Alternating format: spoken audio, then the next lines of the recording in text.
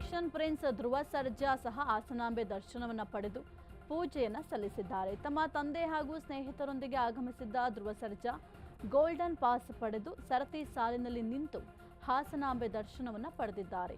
ಇನ್ನು ಹಾಸನಾಂಬಾ ದೇವಿ ಸಾರ್ವಜನಿಕ ದರ್ಶನಕ್ಕಾಗಿ ಇಂದು ಕಡೆಯ ದಿನ ಆಗಿದ್ದು, ಹಿಂದೆಂದೂ ಕಾಣದಷ್ಟು ಭಕ್ತ ವೃಂದದ ತಾಯಿಯ ದರ್ಶನ ಪಡಿತಾ ಇದೆ.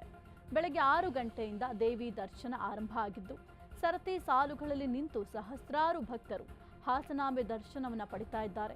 ನಾಳೆ ಶಾಸ್ತ್ರೋಕ್ತವಾಗಿ ದೇಗುಲದ ಬಾಗಿಲುಗಳನ್ನು ಮುಚ್ಚಲಾಗುತ್ತೆ.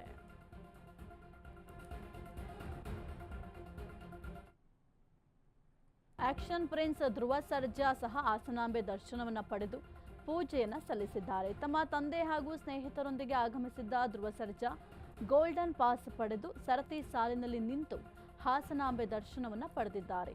ಇನ್ನು ಹಾಸನಾಂಬಾ ದೇವಿ ಸಾರ್ವಜನಿಕ ದರ್ಶನಕ್ಕಾಗಿ ಇಂದು ಕಡೆಯ ದಿನ ಆಗಿದ್ದು, ಹಿಂದೆಂದೂ ಕಾಣದಷ್ಟು ಭಕ್ತ ವೃಂದದ ತಾಯಿಯ ದರ್ಶನ ಪಡಿತಾ ಇದೆ. ಬೆಳಗ್ಗೆ 6 ಗಂಟೆಯಿಂದ ದೇವಿ ದರ್ಶನ ಆರಂಭ ಆಗಿದ್ದು, ಸರತಿ ಸಾಲುಗಳಲ್ಲಿ ನಿಂತು ಸಹಸ್ರಾರು ಭಕ್ತರು ಹಾಸನಾಂಬೆ ದರ್ಶನವನ್ನು ಪಡಿತಾ ಇದ್ದಾರೆ.